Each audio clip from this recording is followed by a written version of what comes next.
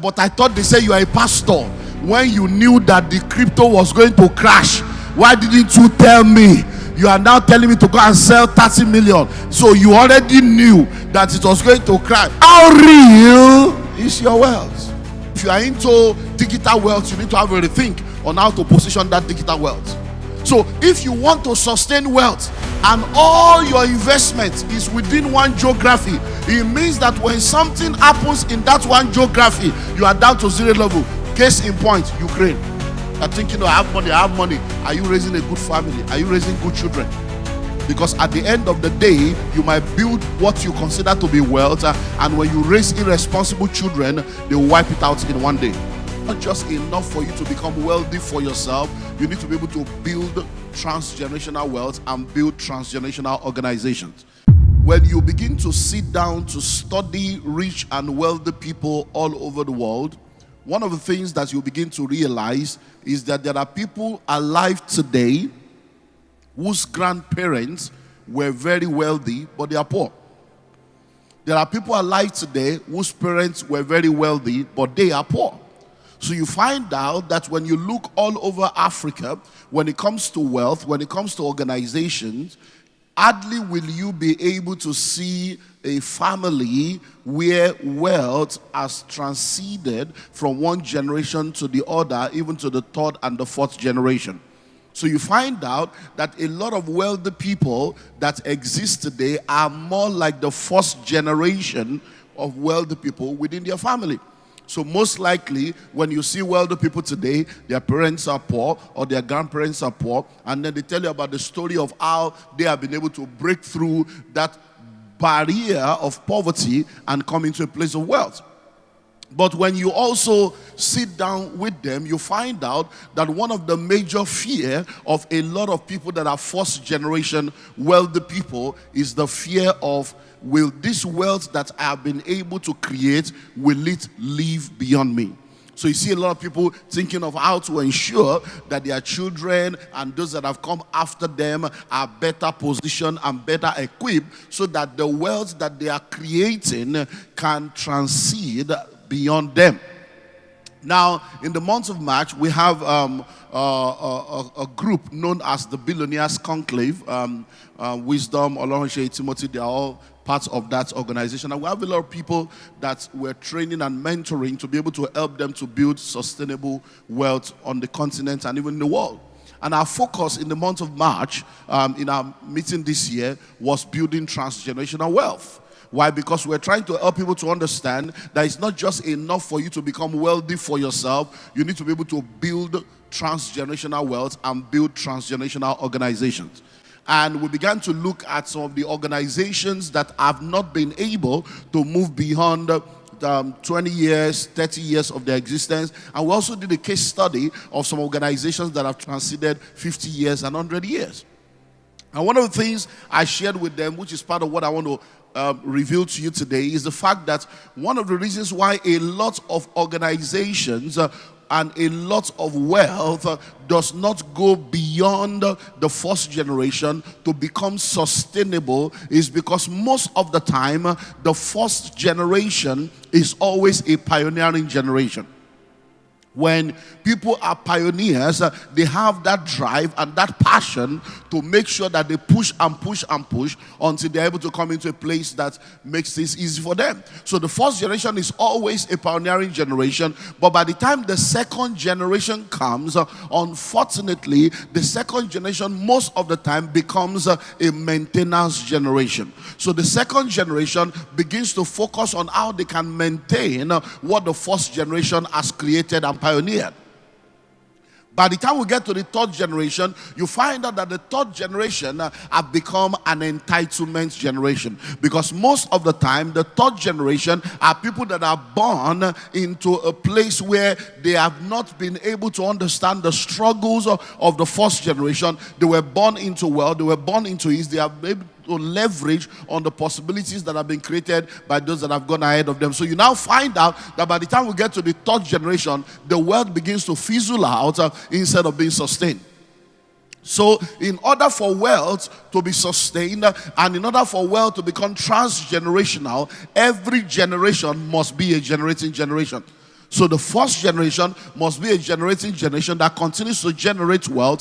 The second generation must be a generating generation that continues to generate their own wealth while also maintaining the wealth of the first generation. So they use the wealth of the first generation as a leverage to speed up their own journey while generating their own wealth with the uniqueness of their environment and the uniqueness of their own generation. And the third generation should never be an entitlement generation. The third generation should appreciate whatever they have received as a gift of grace and as an opportunity to move faster and make greater impact. So the third generation should also be a maintenance generation that is also a generating generation, because you find out that even though we have one world, we have different seasons. So seasons will always change, time will always change. And that's why we say to people that in the world that we live in today, you have to learn, unlearn, and relearn continually. So in sustaining wealth in today's era, there are a few things that I want you to take note of. And let me just narrow it down to two. Number one, what is your definition of wealth? And then number two, how real is your wealth? If you are going to sustain wealth in this new era, you need to have the right understanding and the right definition of wealth. Number two, you need to answer the question of how real your wealth is. Now, when we talk about wealth, Sunday has done an amazing job in trying to help us to understand the difference between riches and wealth, because riches is more of cash-based, but wealth is asset-based. So when we are talking about wealth, we are not talking about just having cash. We are talking about assets. We are talking about impact. We are talking about legacy. So it's very, very important for you to know that if you are going to sustain wealth in this new era, you have to have the right understanding and the right definition of wealth. When you get the book Pathway to Wealth, one of the things that I did in that book is to help us to understand who a millionaire is, and then to help us to understand what wealth is, and then we looked at the components of true wealth. Now, if all you have is money, you are poor. If all you have is money, you are poor. If all that you can lay claim on is that you have money, you are not really a wealthy person, because wealth is beyond money. So when we look at what I call the components of true wealth, there are some things that has to be in place in order for you to say you are truly wealthy, because they are all the ingredients and components that come together to really create and define a truly wealthy person. Number one, strategic relationship. A truly wealthy individual is a man or woman that has social capital. It's a man or a woman that have the right kinds of relationships in their life. And you don't ever want to know what it means to have all the resources and not have people in your life. There are a lot of people that have done a lot of things to try to get money. They've kicked out people, they've maligned people, they've defrauded people, and they've done all kinds of stuff only for them to now have the money, and there's no one to enjoy the money with. A lot of people have lost their family in pursuit of wealth and in pursuit of riches, only for them to finally have the money, and there's no family to enjoy it with. So when we're talking about real wealth, one of the components of real wealth is strategic relationship. Number two is the material possession. Material possession, which is assets. So you need to have assets, and I'll come back to that. Number three is cash. And that's very, very much part of wealth, but that is just one component of wealth, because if all you have is cash, then you're not truly wealthy. Number four is experience. Experience is wealth. That's why we talk about wealth of experience. Number five is knowledge and skill. Knowledge and skill, because in the world that we live in today, knowledge is the new money, and those who know rule over those who do not know. To the degree that you are ignorant, that's to the degree of bondage that you're going to be experiencing in your life. Number six is health. Health is wealth.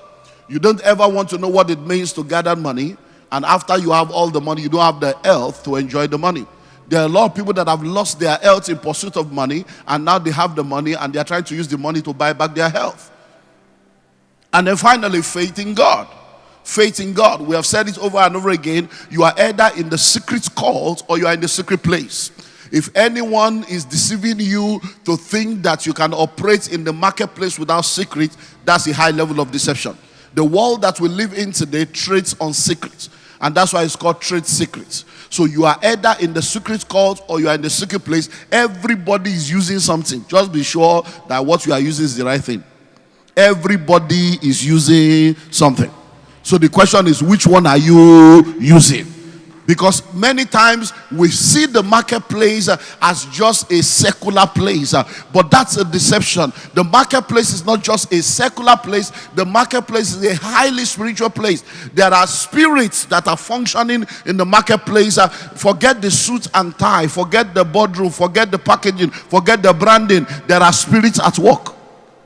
And if you don't understand the place of faith in God and the place of the secret place in wealth, you're going to find yourself in trouble. There are people that can mess up your journey when you don't have the right backup when it comes to wealth. So in order for you to sustain wealth, I've spoken about the importance of understanding the mindset that aids that, with every generation being a generating generation. But now I've spoken to you about the fact that you need to understand what true wealth is, and it's all about assets. Somebody say asset.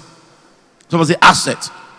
It's all about asset, because most of the time when we get into all this cash stuff, it's a poverty mentality. It's all about asset and impact.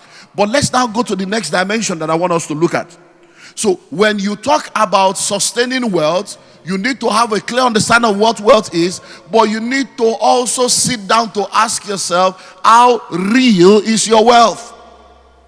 How real is your wealth? Why? We've had a lot of people that have gone around making people believe that they are wealthy, and all of a sudden, we suddenly realize that the wealth seems to have disappeared. So the question you then need to ask yourself is, how real is your wealth? So when I started out as a young man, there are many things I tried. There are many things I explored. And there were many mistakes that I made.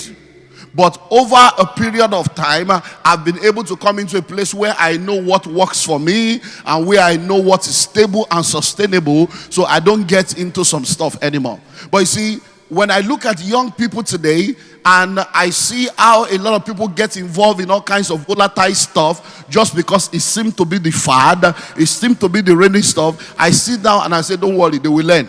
And I watch people refusing to listen. 6 years later, 8 years later, they come back to zero love. So we have today people that have handled millions before, but right now they have nothing to show for the millions they have handled. Why? Because what they thought was wealth was just riches. So they have not been able to have real. So how real is your wealth? So let me help you think through this. Just taking you through some thinking. Just think. You are a millionaire in quotes, and all your money is in the stock market. How real is your wealth? So a lot of people, all they have that they are calling themselves wealthy is portfolio wealth. They have bought shares here, they bought shares there, they bought shares there, and there's nothing wrong in that. But when we are talking about wealth, that is not really wealth. That is in the realm of riches. Because when you have money in the stock market and you have shares of this company, shares of that company, it's very powerful. It helps you to become rich. It helps you to have income. It helps you to make money. It helps you to grow your money. But when we are talking of real wealth, don't sit down in that realm. Because if the stock market crashes or that company falls up, you can move from 1 billion to 200 million. I think it was last year or 2 years ago when Facebook had a glitch for a few hours, and they said that the wealth of Zuckerberg was wiped out by like 7 billion just in a matter of hours or days or something. Now, so that's an example. So many people that are saying they are wealthy, how real is your wealth? Let's go to cryptocurrency. Digital wealth. Elon Musk today, Elon Musk tomorrow. So we have a lot of young people that are making so much money. They've done crypto, they've done Bitcoin, they've done, no problem. But when we are talking of sustaining wealth, it's not inside stock market or inside crypto that you will sustain wealth. Because all these things are so volatile. They have their place. They are not wrong. You can use them on your journey to make money, to increase the money. But when it comes to wealth that is sustainable, you have to ask yourself, how real is your wealth? Because I was in a meeting, I think it was 2 years ago or thereabout. That was today. The meeting was in January, and within 3 weeks, something shifted. I was in that meeting and I was talking about, the importance of real estate and this and that. And a man asked a question. And I said, what's the call? He said, sir, I follow you, but I see that you have this bias for real estate. You're always talking real estate. But you see, cryptocurrency is real. There's so much money in cryptocurrency. It's so real. So what do you have to say? Because every time you just be talking real estate. So when they finish, I said, well, I just want to ask you a question. Right now, as you are talking to me right now, how much is your total net worth in that crypto world? He said, I have like 38 million. I said, wow, wonderful. I said, so how many houses do you have? He said, I don't have a house. I'm a tenant, but I pay my bills. I said, you are a poor man. I said, you are a poor man. I said, look, I will advise you. If you truly have 38 million in crypto, go and remove 30 million now, cash. Go and buy 2 bungalows at 15 million. And then begin to make money from it. That is a cash flow producing asset. And then let the remaining 5 to 7 million in crypto continue to grow. He said, no, you don't understand. I said, all this, do you know what happened? In less than 3 weeks, that crypto thing crashed. And then I got an email. And the man was insulting me and fighting me. And he said, sir, I'm the one that asked you a question, but I thought they said you are a pastor. When you knew that the crypto was going to crash, why didn't you tell me? You are now telling me to go and sell 30 million. So you already knew that it was going to crash. And I'm like, hey, baby, see trouble. How real is your wealth? How real is your wealth? Let me take you to another third dimension. We have to do, because sustaining wealth. I've been around for a while. Hey, he's a rich man. She's a rich woman. Let's wait now. 10 years later, 20 years later, 30 years later, 40 years later, 50. Let's find out whether you are still there. So if you are into portfolio wealth, you need to have a rethink of how to position that portfolio. Number 2, if you are into digital wealth, you need to have a rethink on how to position that digital wealth. Number 3, how real is your wealth? If your wealth is local, you have what I call localized wealth, you need to have a rethink. Why? Because the world is a global village, the internet is the village square. And if you are in a global village, you have to be a global player. And to be a global player, you cannot have local wealth without global relevance. So if you want to sustain wealth, and all your investment is within one geography, it means that when something happens in that one geography, you are down to zero level. Case in point, Ukraine. So we all saw what happened in Ukraine. And we saw how that a lot of people in their thousands have to be relocating to Poland, some were able to go into Russia and go into all the neighboring states. And there are people that were called wealthy people in Russia. Today, they are fugitives. There are people that are called wealthy people in Russia. Today, they are looking for how to survive. Why? Because when they left Ukraine, when they left Ukraine, because all their wealth was localized and then everything was locked up, they left and they couldn't carry anything along with them. But those that had global wealth, even though they lived in Ukraine, they had wealth, they have investment, they have assets all over. So when they move out of Ukraine and move to any country, there are things waiting for them there. So how real is your wealth? Then let's talk about companies also. Let's talk about business, because now a lot of people understand that when we talk about the vehicles of wealth creation, all these things are the vehicles that create wealth. But we're talking about sustaining wealth now. So the syllabus is like we are bringing you to the next level. Because when you go to primary school, you have teacher. When you go to secondary school, you have teacher. By the time you go to university, you have lecturer. You don't have teachers. And you need to understand that in Wealth Summit 3.0, we cannot keep you at the same level, because over the last 2 years, many people have become millionaires already. And we need to now begin to give you the next dimension of the syllabus, so that you will not come and become a liability after 5 years of wealth. Because let me tell you something, it's better not to have money and then to have it than to have money and not have it again. So let's look at companies. So when we're talking about sustainable wealth, how real is your wealth? There are a lot of people that the only wealth that they can lay claim to that makes them to say that they are rich is because they have started a business. They started a business, and then there are branches of the business in different parts, and the business is producing money for them. But guess what? When COVID came, a lot of people that were entrepreneurs, a lot of people that were business people suddenly realized that as COVID came and the entire world was in a lockdown, even though there were entrepreneurs that had businesses, their businesses were in the lockdown. Why? Because their wealth was tied down to just their company, to just the organization that they run. And because the business was locked down, they found themselves in trouble. One of the major, products of our nation that is doing an amazingly wonderful job shared with us in one of the meetings where we hosted her on how that for the first time in her life, in the midst of COVID, she went into deep depression. Why? Because even though she has built a business that was doing billions and they were doing cash flow in dimensions that were just out of this world, when COVID came, she suddenly realized that everything dried up. Why? Because the business they were doing, even though they had all kinds of stores and all kinds of outlets, it was all about people coming every day to buy and money flowing. And the entire business had to come into a lockdown, and she began to rethink her business model and her business system. So what that tells you, if you're going to build sustainable wealth, when you understand what true wealth is, then begin to sit down to ask yourself, how real is this wealth that I claim to have? How real is this wealth that I claim to have? I don't know if you know about Primark, and a lot of companies are folded up as a result of technology, as a result of COVID, as a result of the disruption in the economy.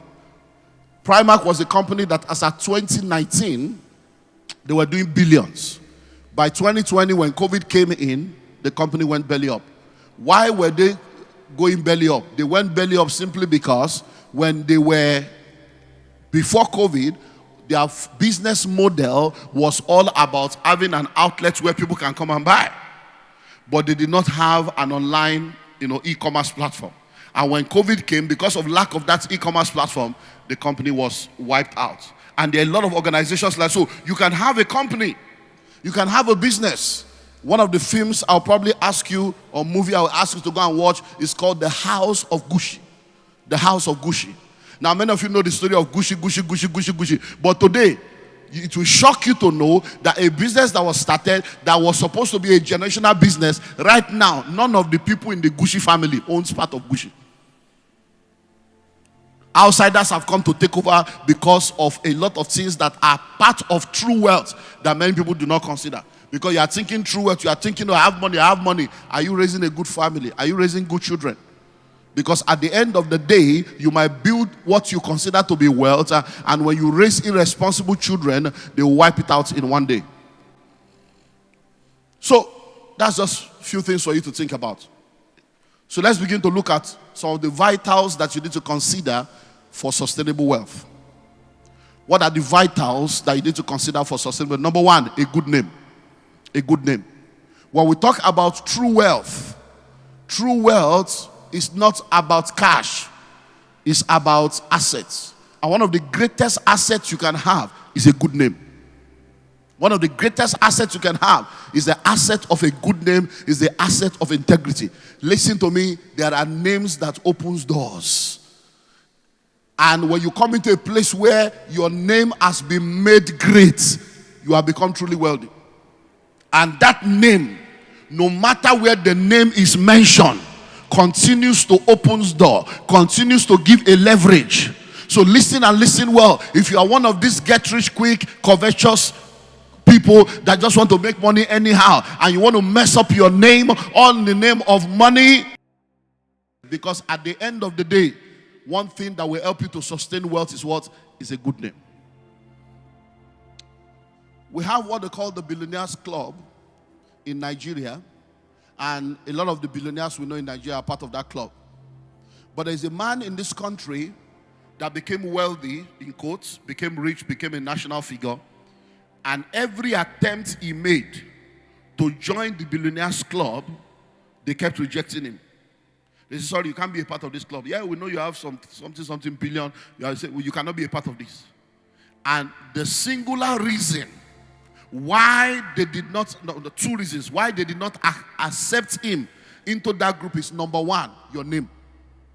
Your name. Your name, when we push your name into the market, the news that comes with your name, the controversies that comes with your name, the stories that come with your name. We don't want that kind of stuff with this group.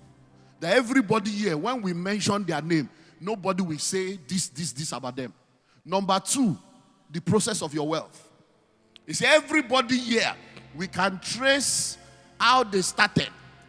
We can trace what they did and what they are doing to become wealthy. But when we look at you, we can see the money. But when we look down, we can't see how there is a wuru to the answer. And this was in the 8 days of this guy. If I mention it, many of you will know it.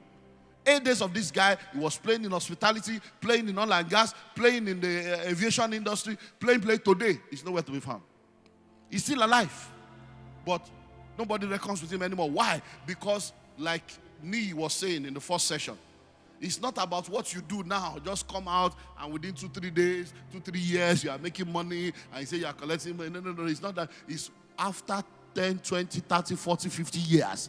That's why we're going to know whether you are truly wealthy. Number two is positive values. Because when we are talking about sustaining wealth, these are the things that sustains wealth. Positive values. I don't know if you have read the book called Millionaire Next Door. Most of the time when we gather in the Billionaires Conclave and we talk about different things, one thing I keep talking about, which is a regular course, is winning at the home front. Winning at the home front. Winning at the home front. Why? No matter how rich or wealthy you think you are, if you miss it in the place of marriage and miss it in the place of parenting, you are fooling yourself. As I stand before you today, I can tell you stories upon stories upon stories of people that used to be very rich, but marital problem, children problem, wipe them out. All of us know Bill Gates. You think that because he has money, all is well at home until Bill Gates divorce. All of us know Elon Musk. Just this year, the daughter has come out to reject the father. Elon Musk's daughter said, I'm disowning you. You are no more my father. I'm changing my name. So what is the purpose of a wealth that you gather, but there is no family and there is no lineage to perpetuate the wealth? So when we are talking about sustaining wealth, it's not just about have money. You want to booga, you want to chill with the big boys, you want to kitty cat. No. That's not what we're talking about. It's about making impact. It's about being valuable. It's about 20 years, 30 years, 50 years, 100 years later, people are still referring to the impact that you made. So positive values. And this, I want to pick two in that area. Number one is marriage. Number two is parenting. Marriage and parenting. When you read the book, the Millionaire Next Door, one of the things that the book reveals, because I did a research of rich and wealthy people in North America and found out that one of the major common thread among rich and wealthy people is a strong family. Strong marriage, strong family. When you watch the movie, The House of Gucci, you see how that one marriage to one woman, the entire Gucci lineage was wiped out because of marital issue of one of the sons marrying somebody, and before you know it, story. A whole Gucci. I want to Gucci. Marriage. So listen and listen well. As a young man, as a young woman, you are listening to me right now, in the pursuit of wealth, understand the place of a strong relationship. You don't want to get involved with a guy or a lady that is not going in the same direction as you. And then you don't want to get married and then begin to raise children that are not raised with the right kind of values that will help to perpetuate what you have done, because in your lifetime they can sell you and sell your assets. A lot of people today, I don't want my children to suffer what I suffer. I don't want my children to suffer what I suffer. They've sent their children to Canada, to Australia, to America, to London, and they are regretting it now. One, they send their children into the world without values to sustain men in the world. So the children have gone as supposed good children. They are returning as gay, returning as lesbian, returning as transgender, returning confused, and now there's confusion in the family. A lot of them have left and they say, I'm not coming back to the country. I'm not coming back to Nigeria. And all the supposed wealth that they have built. So we have all kinds of people that have started businesses, and then the children are not interested in coming back to run these businesses. And now they are in another dilemma. Let me deal with two more things and then we close. So I want to deal with those two, which are vital for sustainability, a good name, positive values. But let me now deal with two other physical dimensions. You want to sustain wealth, then consider the aspect of legacy. Legacy. One of the things that will help you to sustain wealth is building legacies. Building legacies that will remain after you. That's one of the ways to sustain wealth. Oh, what are you talking about building legacies? Start foundations. Have a foundation that will become the platform for the perpetuation of impact. So that through that foundation, the money you have made can be used to give back, to raise succeeding generations after you. So that even after you have gone, the foundation is there. And the impact of that foundation can be felt decades and centuries after you have gone. Consider endowments. Many of you need to go back to your school, go back to your alma mater, go back there and begin to endow, come up with endowment funds. To say, okay, in this school, I'm going to be building this hall. It's going to be the Olumide EMMANUEL Hall for economics in the university. I'm going to be putting an endowment that everybody that comes to this school to study economics, everybody that comes to study entrepreneurship, the best 5 students, we have a $1 million or $100,000 or $10,000 endowment fund to support their enterprise. So these are things that will be there. That will be there. Today we talk about the Nobel Peace Prize. We talk about the Nobel Prizes. Alfred Nobel was a man that did not start out the way we all know him today. When he started out, he was one of those that produces all the weapons of mass destruction in the Second World War. Dynamite, guns. He was a gun dealer. He was producing things that they were using to kill people. And then one day, his brother died. And the newspaper thought he was the one that died. And when the headline came out the next day, the headline all over the country was, "The merchant of death is dead." The merchant of death is dead. As far as they are concerned, the man that is producing what is killing people, he has finally died, though. And when Alfred Nobel woke up and saw the headline, he said, I'm alive now, I'm not dead. He now found out that his brother died. So they thought he was his brother. That he was, say, so you mean that if I die, this is what they will remember about me, that I'm the one that produces what kills people? And he called his lawyers together. He said, today I'm changing my will. I'm changing my formula. Every money I'm making from today, I want to put money into what will help people. I don't want to be known as a man that kills people. So endowment for peace, endowment for drugs, all kinds of scientific invention. Many of the things that has helped keep people alive today were sponsored and paid for by the Nobel platform. So that is one of the things you need to begin to do. Let me speak to the issue of trust.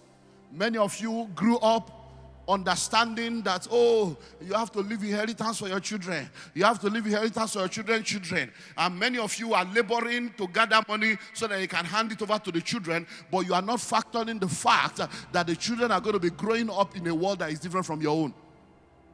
So there are many people now that do not realize that if you are going to sustain wealth, one of the new things you need to begin to understand is to move from wills to trust. Move from wills to trust. Move from writing wills to say you are handing over something to your children to trust, where the entire thing you have built is put in a trust, and you can define the kind of access and the kind of progression that your children can have with reference to the wealth, so that they can all be able to become a generating generation. So when you look at people like Bill Gates, you look at many of the rich and wealthy people, they have told their children, we are not leaving anything for you, so that you can go and produce your own. Why? Because transgenerational wealth will not happen except every generation becomes a generating generation. So finally, you want to have wealth that will be sustained, then you need to invest in real and diversified assets. Real and diversified assets. Real and diversified assets. And I'll come back to where I always stand, real estate. Real estate is the only real investment. No matter what, I was listening to Lee online earlier on, and he was talking about all the different places where the wealthy people come from. And as he was talking, I said, "Gbogbo need real estate." I was online. I said, "Gbogbo need real estate." I was talking to myself. I was in the hotel room. I said, and he said it. He said, all of them. I'm everywhere there when he said, they all need real estate. I said, Ashiri, yeah, now you are correct. Every industry on earth, everybody will come back to real estate. You know why? It's the only real investment. It's the oldest investment, the surest, the most sustainable. Real estate will hedge against inflation, hedge against devaluation. Everybody shouting, Naira is 700, but we'll go 1,005. If you like, let's say enter 3,000.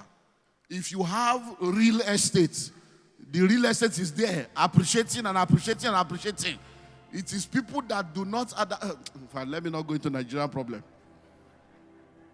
So you need real and diversified assets. So you need to come into real estate. You need to diversify your assets to make sure that you don't just have assets, but you have cash flow producing assets. When Pertinence launched Ire, a song came to my mind. Ire, ire, ire, ire, ire, ayo, onpe o, oniki mabo, oniki mabo, ire. That's the song that came to me. I say, ire npe won, ashire ire npe won. That means wealth, peace, joy, comfort is calling you. And I began to ask myself, how many people will hear the call of Ire? Why? A city today was a village yesterday. A village today will be a city tomorrow. You don't wait to buy land. You buy land and you wait. Many of you are sitting down here right now. 10 years ago, 20 years ago, 25 years ago, if you had just bought one plot of land at 50,000, today it's probably going to be millions that you have. So listen and listen well. Do you know that there are a lot of people today, the only thing that is keeping them is the wealth that their father and grandfather or ancestors put in place that they are still enjoying today, 10 years later, 20 years later, 30 years later, 40 years later. I had a very, very amazing discussion. I close with this. With someone very close to me. Just about 2 weeks ago. I've been part of this journey for a while. In the 60s, the person speaking to me is now 71 years old. And I've known this person for over 50 years. And this person's grandfather, look at the story now. This person's grandfather had a land in Isaleko, as in the real, in the midst of the market. It's a 5-story building that they entered into an arrangement with a developer in the 60s. This developer did the development, and they had an arrangement that the developer will collect the proceeds for 25 years. When it was 25 years, many of the people that knew the details of the deal had died, including the lawyer that was involved in the transaction. One of the children of the man was the only one living in that house. Every other person has moved on with their life. Because he was the only one living in that house, he was the only one that really had some little understanding of, you see, massive, this is... to cut a long story short, the developer capitalized on the absence of key players and capitalized on the level of that young man and gave him 10 million about 15 years ago. 10 million to extend, to be the one to sign and extend another 25 years for the developer. 10 million. Guess what? The case has been in court, one story after, so everybody, they've been on it because I've been involved in that process. I pray, do this, so they've been involved in it. To cut a long story short, from lower court, they finally won the case at the Supreme Court, to discovering that the developer duped them by coming to one person. But where am I going to? Right now, everything has been settled. Do you know how much rent the developer is collecting? Listen, how much rent the developer is collecting every year from that property? 412 million.